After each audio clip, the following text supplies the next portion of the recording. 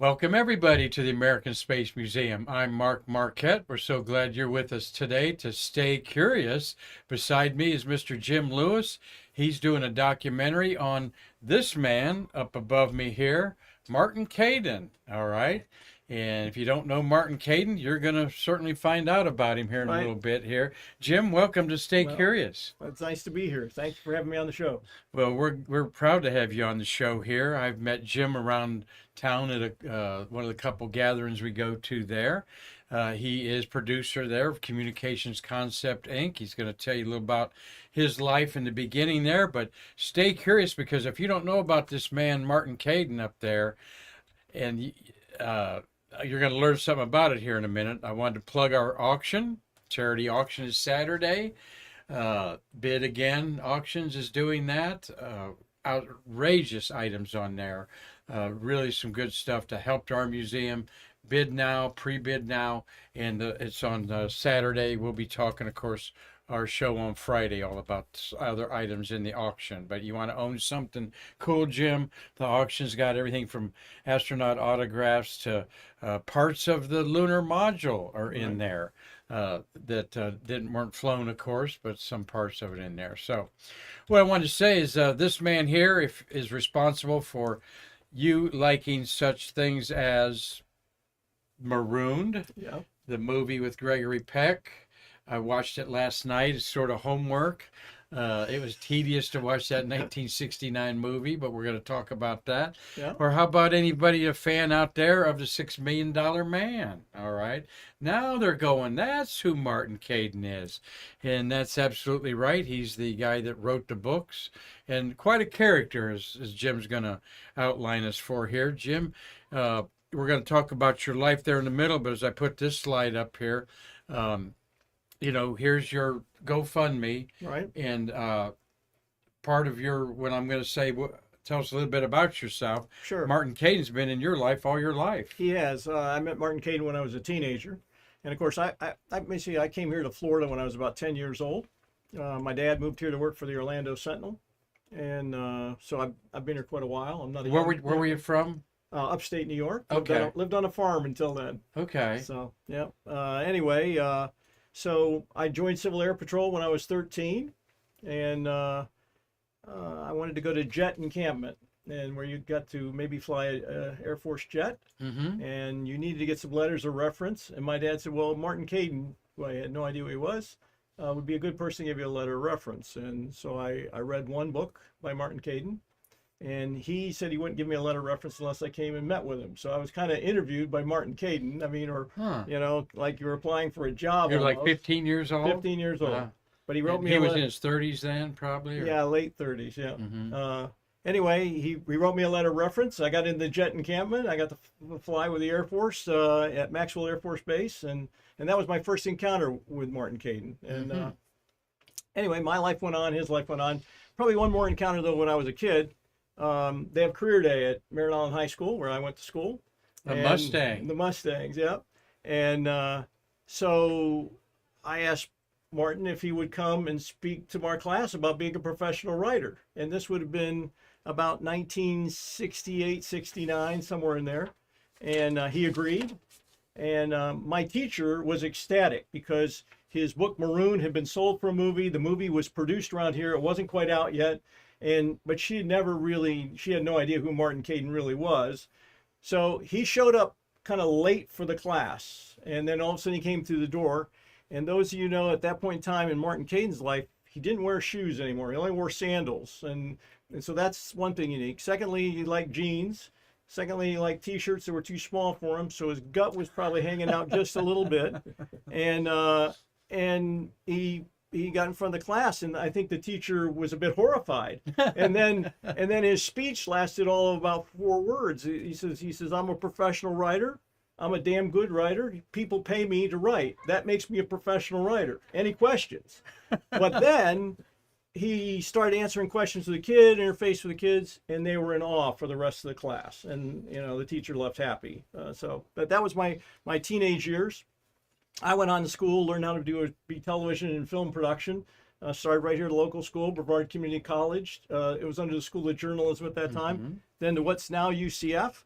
And I formed a company later, Communications Concepts Inc. And we produce mostly things for aerospace companies. That's our paid jobs for the most part.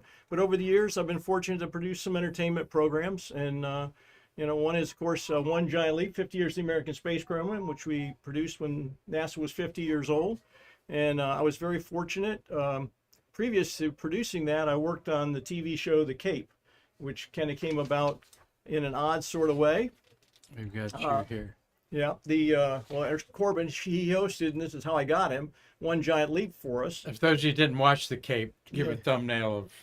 It was produced by Mary Tyler Moore Productions, MTM Productions, and it was about 22 episodes. One of the guys on the show, can't think of his name right now, but he went on to become a bigwig at HBO. But the show was technically very good about space. I mean, it was technically accurate. Their human interfacing stuff was maybe a little loose. It didn't get renewed for a second season, so 22 episodes. But that's a big disappointment too around here on the Space it was because people were getting the Hollywood fever, and just like when Marooned was in town too. But and they definitely, one thing good about the Cape is they spent a lot of their money here. They didn't do any of the editing here, but they did all the production here. They didn't go to a soundstage someplace else. They rented a Winn-Dixie on Merritt Island, kind of be an old one that was closed. They developed as their own soundstage, and they were very good people to work for. So, unbeknownst to me, I got a call just prior to that show from Roger Corman's production company, and they said, we've got an actor coming to town, and we need to do some dialogue replacement. And for those that's called ADR, but most of the time when people on movie sets say their lines, the microphones might be far away, they might not get good sound, so they come into a sound booth and they watch themselves, we synchronize it, we play it, and they say the lines over again, maybe with greater emphasis. Sometimes they actually change what the actors say just a little bit. But anyway, so they needed to get some sound replacement for this really terrible movie, Inhumanoid. It was a Roger Corman film, but so they said, do you have this microphone? Do you have this sound booth? Do you have this? And I had all the things they needed. They said, okay, we'll have an actor at your place, and we're going to send you some tapes. He'll show up this weekend. So I came in personally to do it because it was the weekend. I didn't want my guys to have to work. And so the actor shows up, and it's Corbin Burnson. And he's in town in pre-production for The Cape. And so, Corbin's in there. He does the line, and he says to me, he says, well, why aren't you doing all our dialogue replacement work for The Cape? And I said, well, why am I not? And this is on a Saturday. He said, well, they're planning on driving us all to Orlando every week to do the dialogue replacement work. And he says, I'll get you that work. I mean, I never met the guy before. Monday, I get a call. How much you want to do the dialogue replacement for the show? You've got the contract. Boom. That was that easy. So when I did one Giant Leap, I reached out to Corbin. He and I don't say we're close friends, but we definitely are friends. And he said, yeah, he would be glad to host the show. And he was, a space buff, and so we got him into a studio in California. There you guys are in a mock-up? Well, that's the actual mock-up they used on the TV show The Cape. Huh. That's the show control room. So we're enjoying talking to Jim Lewis here. As you see, he's involved in the production of a lot of things. We'll back up here that wanted to brag about your American Animal Astronaut Heroes. Yes. I was introduced to that, I guess, about 5 years ago when we began doing in 2020 a monthly celebration series. In January, because of Ham orbiting the Earth in January, we did this. This was part of our program, and I didn't know you then. February was Black History Month. March was Women in Space, and then we had COVID, and then that production was shut down there. But so you've got, what's the Japanese one there? Basically, that's produced by Toho Pictures, which are the people Toho, they own the greatest monster of all, Godzilla. Yeah, they own Godzilla. That's been their fame and fortune. They own most of the movie theaters in Japan. So that was a movie called Space Brothers. It's based on a very successful graphic novel. Which there's like 10 or 12 issues of it. And it's about two boys that make a pact to go to space. And so they hired me to be the producer for the U.S. scenes. So in a 2-hour movie, there's probably about 10 to 20 minutes of scenes shot here in the United States, and we shot them around here. We worked with this museum. The museum got us some stuff for that particular production. And Very neat, yeah. very neat. Yeah, I'm very proud of it. That was good. It's a very good movie. Unfortunately, it's in Japanese, and it was only shown in Japan. And there's Animal Astronauts, and you had Roger on, right, for Animal Astronauts? Absolutely. Yeah, well, he tell is us Roger McCormick. McCormick. Yes, Yep. Roger McCormick, one of the real experts and authorities on the monkey knots. That's filmed out there Yeah. at the Cape Canaveral Space Force, lower left-hand Yeah. corner. They're standing in one of the capsules they rode in. That's Right. really a fascinating place, isn't it? Yes, there? it is. Well, first of all, Animal Astronauts took us to Johnson Space Center as well in New Mexico because the animals actually started flying there first before they ever got to the monkeys. The first animals to go up in space were fruit flies, and we still use fruit flies some in space exploration because they're multi-generational. You can see what goes on with an animal in a short period of time with flies because they don't last very long. Mhm. But Roger McCormick, I can't say enough good things about him. Roger, I would say, might be the foremost experts on animals in space. Definitely a super guy. He You know, is. for sure. It's my fault. He hasn't been on this show. I run into him occasionally and ask him to come on, and a couple of times we've tried to effort it. But Roger McCormick's in the middle there with you Yeah. in the blue shirt there. Yeah. So that's great. We're talking here with Jim Lewis. He's doing a documentary that he's asking your help for. Financially, and of course our And some other- nonprofit loves helping. He's got a plan to help our nonprofit with any of your help for this. But we're going to get into the influence of the guy that came up with the book Marooned and $6 Million Man movie with his book Cyborg.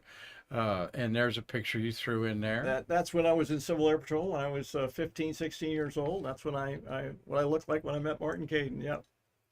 And there's one of the paperback novels of Marooned. Right. Well, and Martin Caiden there. Let me just set this up with Marooned, which I did watch last night. You can already tell he's a character. I think he actually wrote. I didn't think this before I started working on this documentary. I've been working on it about, I don't know, 4 months now. I think he actually wrote a character for himself and became that character. I really do. I mean, if you just look at his evolution and the way he portrayed himself and his presence among people, I really, he developed characters in his books. A lot of his characters in his books were based on real people. Like Dr. Rudy Wells in The $6 Million Man. There was a real Dr. Rudy Wells that was here and worked with a lot of the astronauts and stuff. So that's just one example, but he did that a lot. Let's talk about this movie, Maroon, 1969. I know you know a lot about it. Like I said, I hadn't watched it in 20 years. Gregory Peck was the launch control director in there. What an all-star lineup. Richard Crenna, David Jansen, James Francisco, Gene Hackman. Couple Oscar winners in there.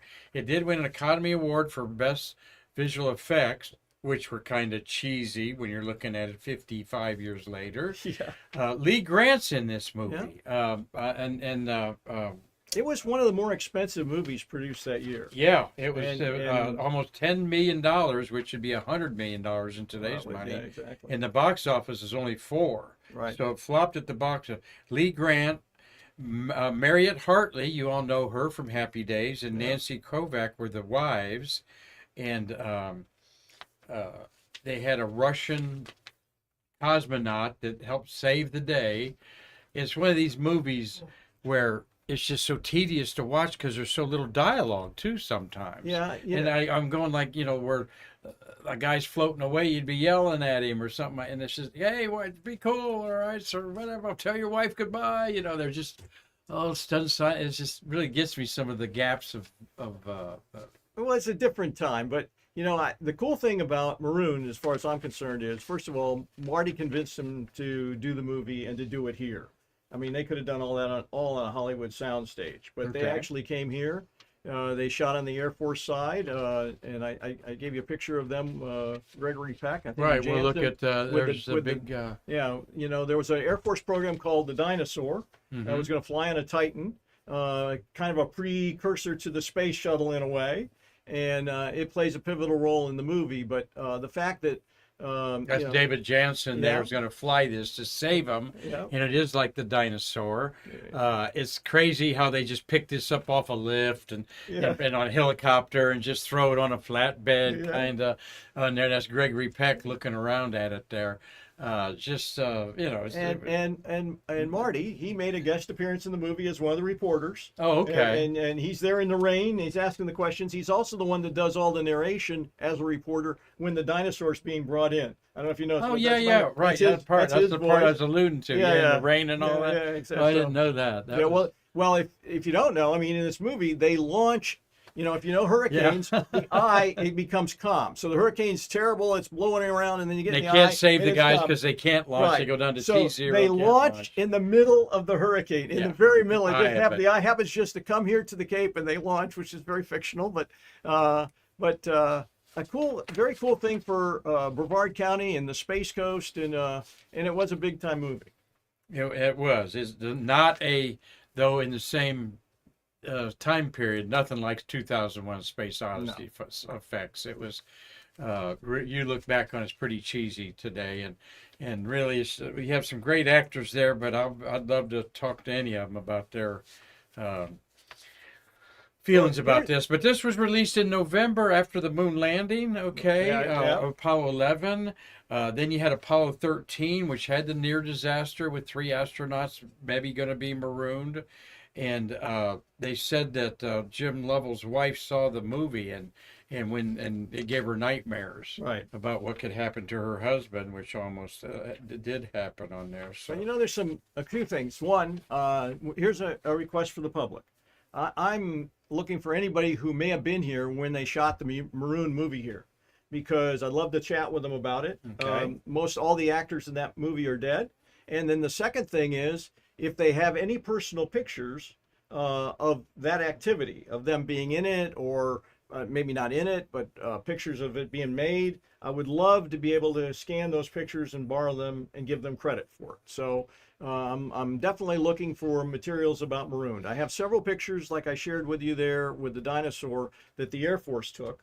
But the Kennedy side, they have the NASA PO office, their PA office, which it was at the time, they have got rid of those pictures. They don't have them. You write me up a little paragraph, and I'll be happy to put something like that on our Facebook for outreach for I you will. there, I'll definitely Jim, do. for But sure. that's definitely a place where I can get some help. And talking to Jim over luncheon the other day, you know, you need money to buy film, pieces of Maroon, pieces of what we're going to talk about next, $6 Million Man.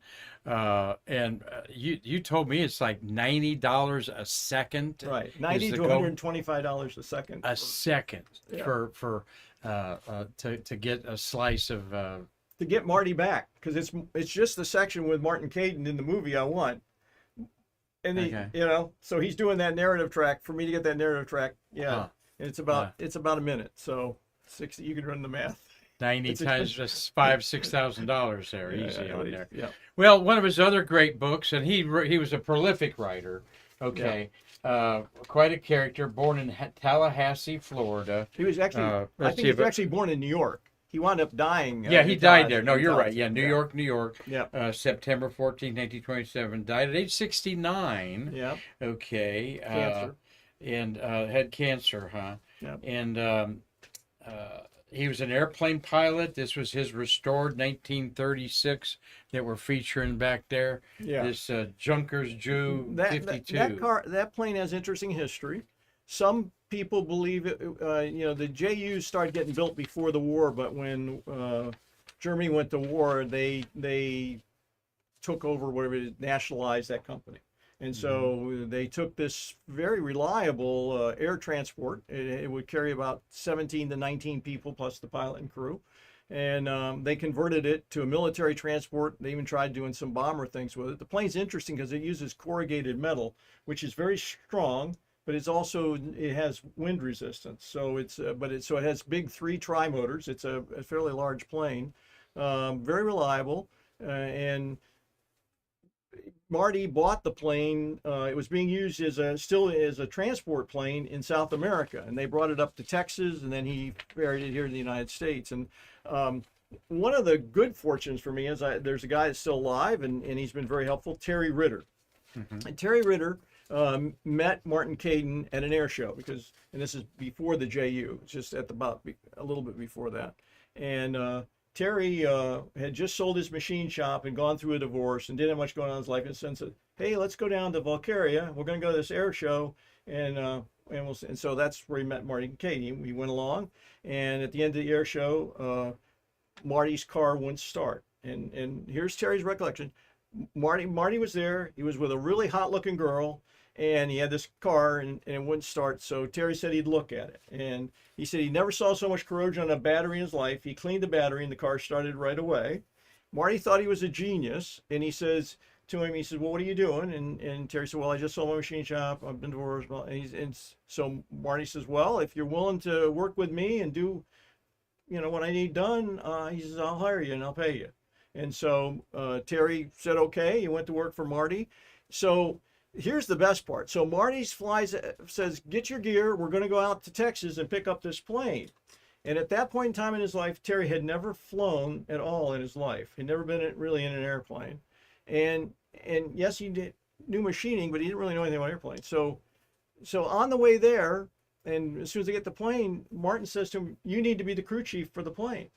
And so while he's out there, while the train's getting prepped, he and by this time Martin's married to Dee Dee Caiden, and so Terry and Dee Dee go out testing a Messerschmitts that Marty was thinking about buying. They crash in a cornfield. I don't have pictures of that with me, but it's really quite something. But anyway, Terry eventually is involved with a group in Miami that refurbishes the plane. During that time, he gets his certification to be an aircraft mechanic, and he was a crew chief the whole time Marty had the plane. Is that right? Yeah. Wow. And it also says a lot about Marty. Marty was a very generous person. He had a lot of belief in people. And one of the things that I hope this documentary does is really inspires young people, because if you think it, you can do it. If you believe, you can make it happen. I mean, and Caiden had a lot of belief in people. I mean, if he didn't like you, he was pretty abrupt and wouldn't spend time with you. But if he liked you, and most people he liked, he couldn't invest enough in you. Very interesting side stories there you're telling us today. By the way, Bruce Jacobs, our IT manager, who you just shook hands with a little bit ago, jumped out of this plane twice with other parachutists up there. Well, and you also said set the record. What record did it set? Well, first of all, he took it to air shows all over the place, and they did all kinds of parachuting. But they worked with a group of aerospace students at the University of Florida, ran all kinds of modeling of the plane, and decided that it had a very strong wing. And they set the world record for the most people doing a wing walk, 19 people out on the wing of the plane. The first time they tried to do it, they had them way out on the wing, and they caused too much resistance and whatever. The second time, they put a strap along the side of the plane, and they all crammed along the strap, and they were on the wing. So it's that the world record is still held today, and that JU-52. Very interesting guy. In the mid-'80s, he had a talk show, Face to Face, where he took on in Orlando, the Nautilus Television Studios outside of Orlando. Yeah. And he took on people like very controversial people, like the guy head of the Aryan Nation and the John Birch Society and the American Nazi Party. Yeah. These are the type of people he wanted to interview. Well, he was a cutting-edge guy. I don't know if you're old enough to remember, but there was a radio show called The Joe Pine Show. Mm-hmm. And Joe was a very controversial, in-your-face kind of interviewer, and I think Marty tried to emulate that. The Nautilus Studios, Nautilus was exercise equipment. Arthur Jones is the guy that came up with that company in basically a welding shop, but he really believed in the science of the exercise equipment. And Arthur built a big TV studio to do training things on how to exercise. And during that time, Marty shot that talk show over there. So. We're going to talk, a little more about some stuff here about him. Let's talk about so everyone's probably got seen a great episode of $6 Million Man. Comes from Martin Caiden's novel Cyborg. Right. This was, of course, after the fame that he got, I guess, for Marooned. Well, Cyborg is definitely the book and the TV show $6 Million Man that really propelled him. I mean, Lee Majors. I think that actually made Lee Majors. Lee Majors was already a star, but it made him a superstar. Yeah. the cool thing there, Marty talked him into shooting one of the episodes here. It's a 2-part episode. They shot in Cocoa Beach. They shot at the Space Center. They shot on Merritt Island. And so he's very faithful to this area. That's cool. So, yeah.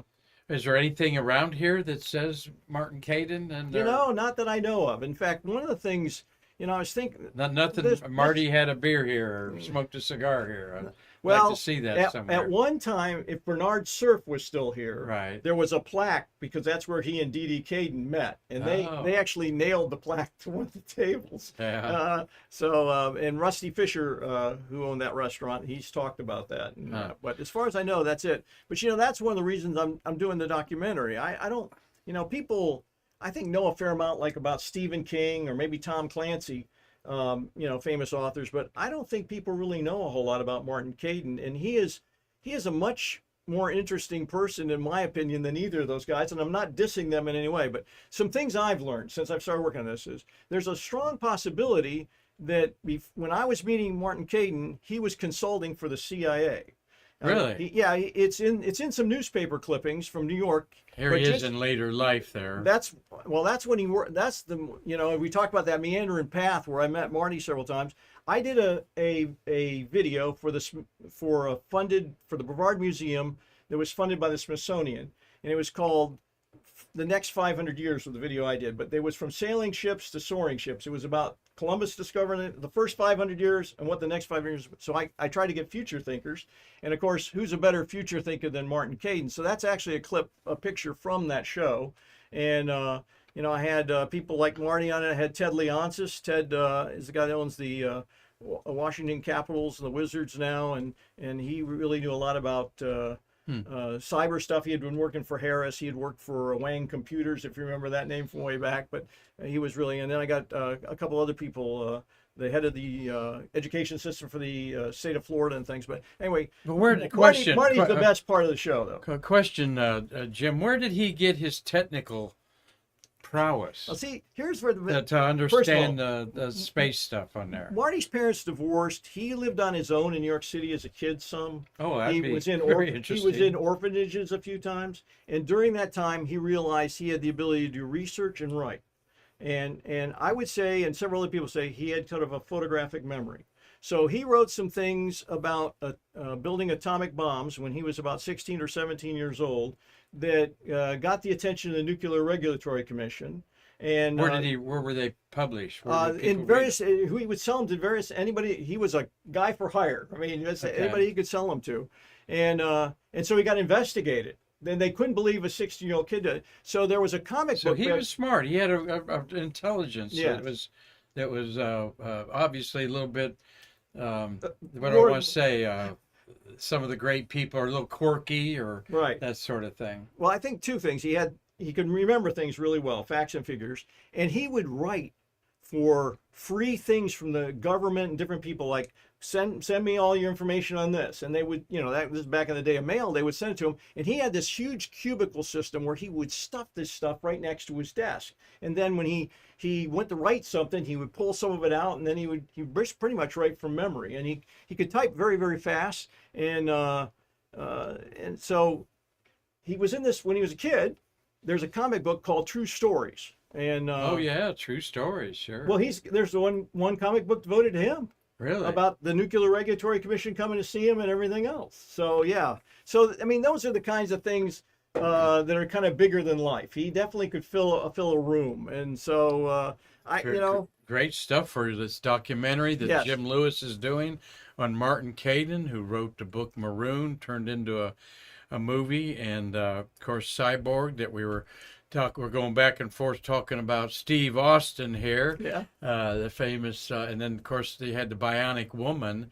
But yeah, for him to have the idea, of course a lot of science fiction, but people of note had written all kinds of things from Heinlein to Bradbury about cyborgs and so on like that. But this really got the attention of people in a way that they were ready for it in the 1970s. You know, when you think about the late 60s and early 70s and the It's- things that he talked hurts about. my head to think I know, that, I know. but I can remember, Jim.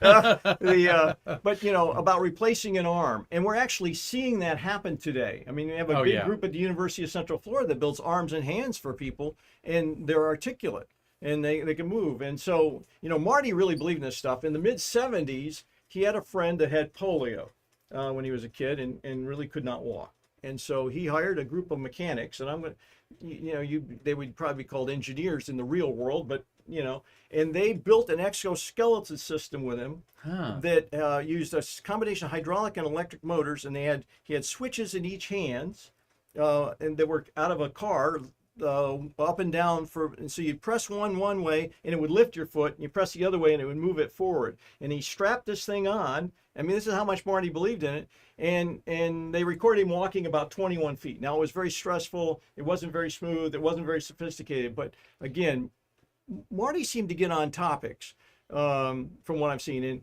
And bionics and exoskeletal was a big topic for him for many years. 50 years ago. 50 Yeah, years ago. right, It's so ingrained in our culture now, the biotics and robotics and, like you say, artificial limbs and things like that. Right. We're so grateful for, and you know, we see, and I think the show, I don't know if that's all Marty, but the show actually built some acceptance in the minds of people that could be done. You know, there's one thing inventing something. There's another thing getting people to buy in and use it. And I think that show helped pave the way for that. Mm-hmm. There we got the picture of him later in life. There's the horse. Okay, so we're going to flash back to Marooned for a second. So, you know, you pointed out right at the very beginning that the Russians kind of came in and kind of helped. But I don't know if you noticed, when they all got there, they all had the Russian ship, the American dinosaur. There was no way for them to connect to the capsule. They had to take the person out into space and into their vehicle or whatever. And so, you know, there was a conference shortly after the movie Marooned came out, and a conference with Russia, China, and the United States, and they were talking about, you know, why can't we make something that makes our space program safer? And it came up that, you know, the Russians hadn't seen the movie, and someone said, well, you know, in the movie Marooned, you know, the Russians kind of saved the day, and they said, we were the heroes? How is this possible? And anyway, out of that conference came an agreement to build a standardized docking module for spacecraft. And so to this day, the United States, the Russians, and I believe the Chinese too, but I don't know that for a fact, but use the same type of docking mechanism. In fact, the space shuttle had one little piece of hardware that was Russian that was for docking. And so that docking mechanism led to the Apollo-Soyuz mission, where they both docked, same docking. They put that same system on the shuttle, and it was used for a docking with a Russian spacecraft who Gibson flew. And then, of course, it's used to dock with the space station. And that standardized docking, in some way, has made space travel, you know, safer. Not that, you know, there's limitation how safe it is, but NASA gave him an award for his part in making that happen. And you can see kind of the photos there on the award with Hugh Gibson and the docking. And, you know, it's because Marty Caiden really helped make that happen. Well, Marty Winkle is my co-producer over there writing down some names. Why don't you say who's saying hi? See who signed that, Marty? Who signed this beautiful Martin Caiden thing? Jay Honeycutt. Jay Honeycutt. Yeah, our good friend Jay Honeycutt. There, Mark Usiak's watching, Dave Stange, and Mia. Hi, Mia. Wave hi to Mia there. She's the little granddaughter of Papa there, Grandpa. There, Dave Stange up in Michigan. She should see Animal Astronauts. Yeah. Because that's really geared towards kids. Yeah, the Animal Astronauts. Look for that there. Next time you come, Dave, I'll find a copy for you. Yep. Thank you, Steve Jokums. Got these stickers here for Shuttle Fest, folks. Oh, cool. Look at that beautiful sticker there. Here, you take one home with you there. Wow, thank nice. you, Steve. I've been meaning to give you a call. Kind of busy around here at the museum. Doug Forrest. Also, I've got your email, Doug. Gary Gerald. Doug's in Los Angeles. Gary Gerald's in Georgia. Connie McDaniel's watching. Thank you for all you do for the museum, Connie. Tom Usiak. Good talking to you this morning, Tommy. Ace Boogie Stacks. Okay. And is that one of your family? No, Ace Boogie Stacks. I don't know, but I wish today? it was. And Man Space there. Appreciate you watching us today on Mitch up there watching. And if you want to go to another good Facebook website, go to Man Space, NASA Man Space. And that's Mitch's Facebook there. We've been sharing stuff back and forth because we love the space history in the era we're talking about, the Mercury, Gemini, and Apollo era there. So space flown flags like that whole collection of that's a. Do you own that? Who owns that? No, Dee Caiden is widow. Okay. She loaned me 8 banker's boxes plus some other miscellaneous things like that of materials, which included videotapes, photos, some unpublished manuscripts, and so we've scanned all that material, and they'll be in the documentary. We're going to look at some of your little production pictures here as we're winding up a great conversation with Jim Lewis here. And Jim, we're going to keep track. Please let me know how this goes. Sure. Goes for you. And he's going to tell you a little bit about an incentive to help his GoFundMe that'll help our museum a little bit. When was the last time you saw Martin Caiden? Well, last time I saw him was in Gainesville, Florida, and he called me one day and said, I want you to come up, because he had moved to Gainesville because he was speaking at the college. And he says, I got something I want to show you. He didn't really tell me all about it. Bring a camera. So I went up there. I also brought my son with me. My son was probably 13 at the time, 12, 13. And so we go in his house, and he's got this room. It was like a closet. And he's had a window put in it. He's got everything sealed. The door has seals on it. It looks to me like there's no air conditioning going in this room. There's nothing. And on it, there's a table. And it's got rows. I can't remember if it's numbered rows and lettered this way or whatever, but it's a matrix. And on it, there's these pins or nails sticking through, and he's got these little folded pieces of paper, different colors, whatever. And he tells me, I've been working on this for a couple years. I sit here every day, and I concentrate and see if I can move them. And telekinesis. Yes. And so he says, number A13. I'm going to turn it clockwise, and it would turn clockwise, and I can't explain it. I've got a whole tape of this unedited. I'll turn it counterclockwise. I'll turn this one. I'll move that one, and you know, I'm love to share that tape with an expert. If anybody knows an expert on telekinesis, I haven't been able to find really one yet that everybody kind of agrees on, but I definitely would like to have that tape reviewed. But I know my son and I were, and my son still mentions it. It was just totally blown away. It was unbelievable. But he was very much into this in the 80s. Claiming he had power of telekinesis. Yeah. There were some people that endorsed him strongly, and others that said no. But that's interesting. Why would he be pursuing that, or do you think it was a publicity stunt, maybe? No, I don't think so. No, he would, as I said, he kind of got on these channels, these different kicks of, the bionics, and then it was, the telekinesis came in, and he, when I say he spent 2 years, I'm sure he did, just working on it, and he was working on some things about. They was going to write partial manuscripts. One was about the hypnotic powers of world leaders and how they might actually penetrate your brain and whatever. And it's okay. But it's possible. Yeah. What we might call charismatic. This person's very charismatic. Right. Well, are they really charismatic, or maybe do they have like some President strong... Kennedy, for example? Well, that would be So are they charismatic, or do they have some mental power that's greater than yours? I don't know. But anyway, it was interesting. Let me test my powers on Marty over there. Let's see. What do you think, Marty? When I walk in a room, what do people do? They run. Walk in a room, but I think the answer was aliens. Aliens on there. Yes. Well, we've really enjoyed talking to you, Jim, about this character, Martin Caiden. Really, as you look at it, very important to Well, let's talk about how people can help them before Yeah, we get yeah. out of here. It sounds like you're No, wrapping up. I'm here showing Oh, you here. Nice well, setup there. This is one of the interviews we recorded. This is Sanders Lamont. Sanders used to be a reporter with Florida Today in the 60s and 70s. And it wasn't Florida Today, it was Today at that time.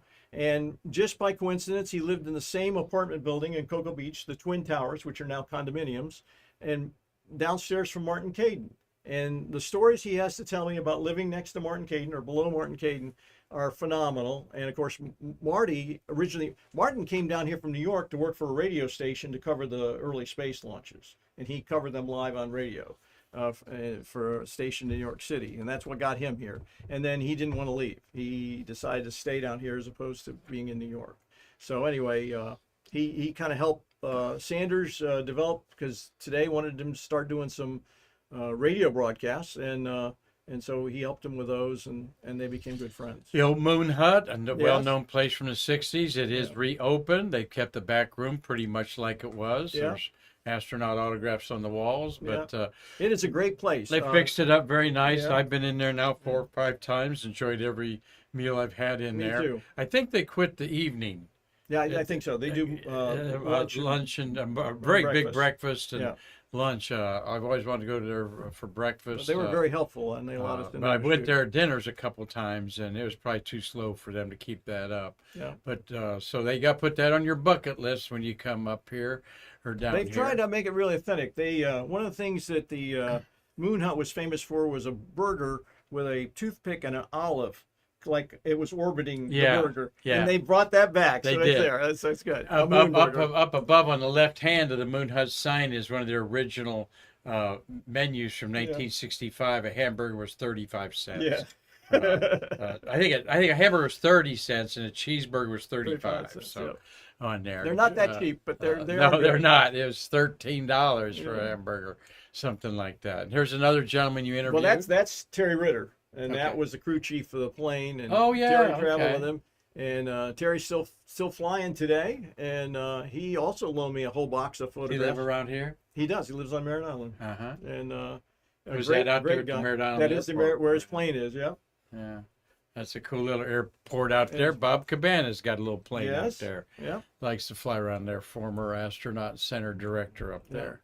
And And then, most recently, and this is just the biggest coincidence. So I decided that I wanted to do this documentary at the end of last year. And I don't know, it just came over me. I'd had all these opportunities to do some things with Martin, and I never did them.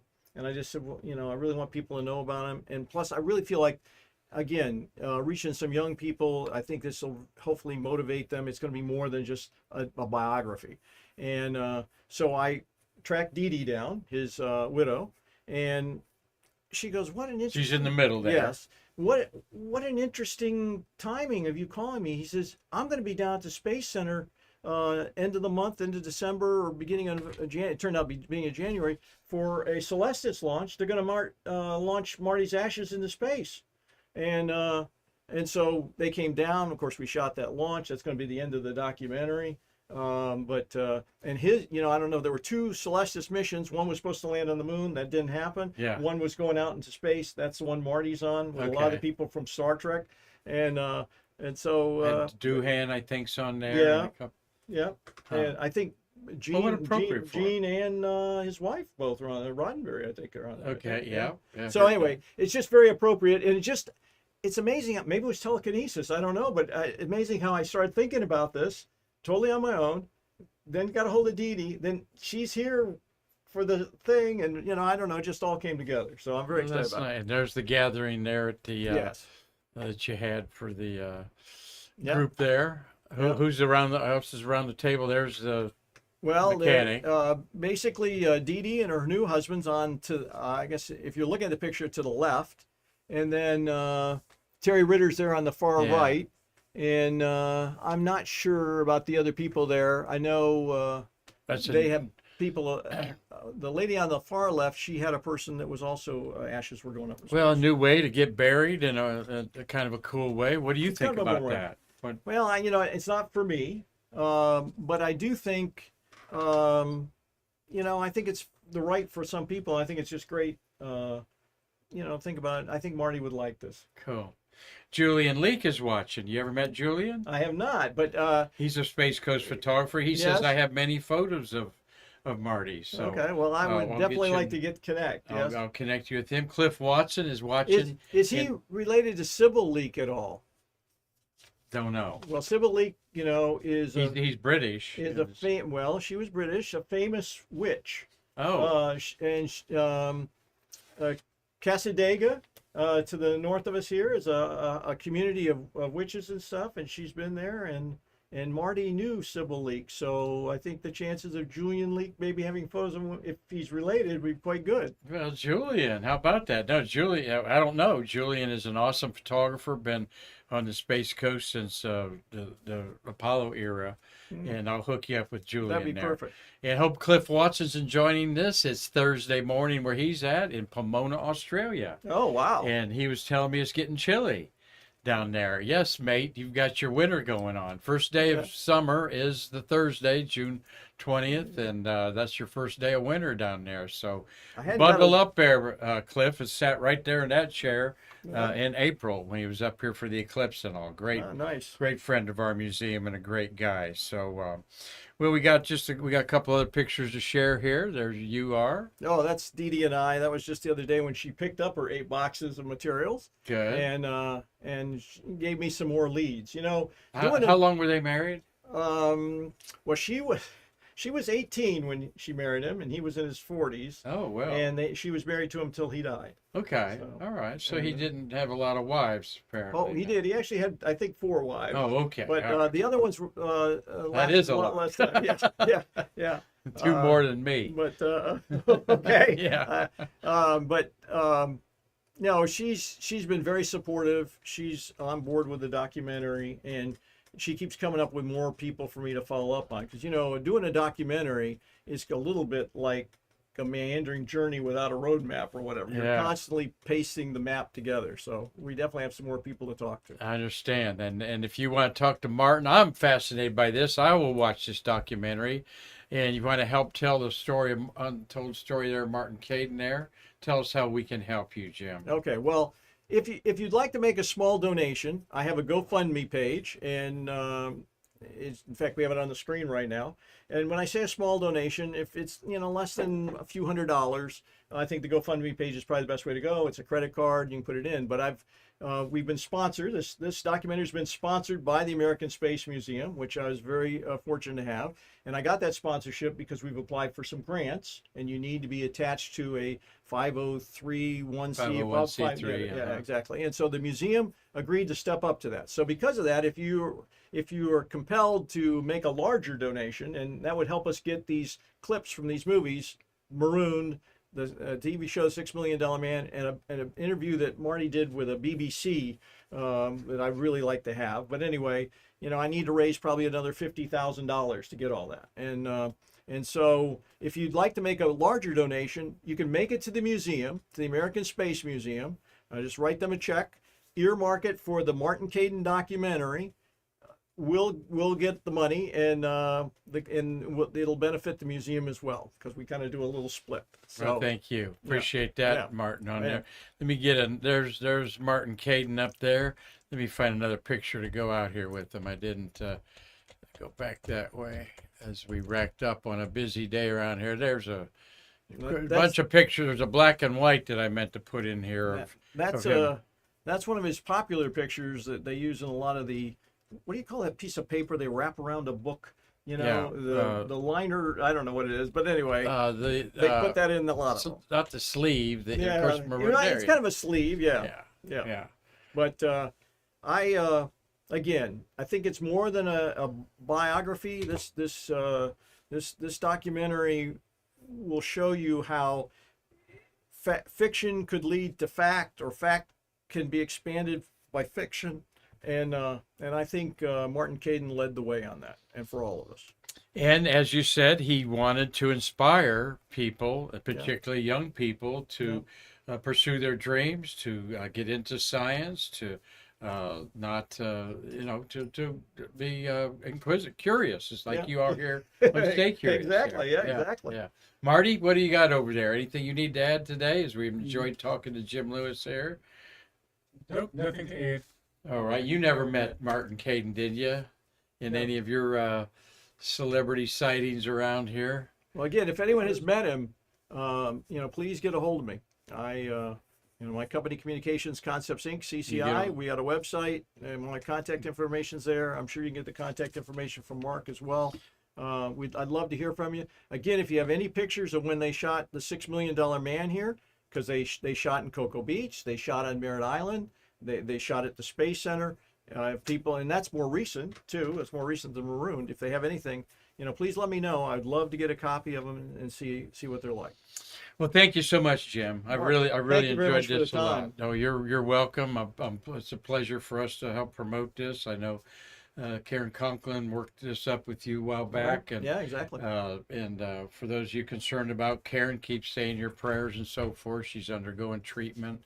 Our executive director here, and so we're all wishing her and her family well.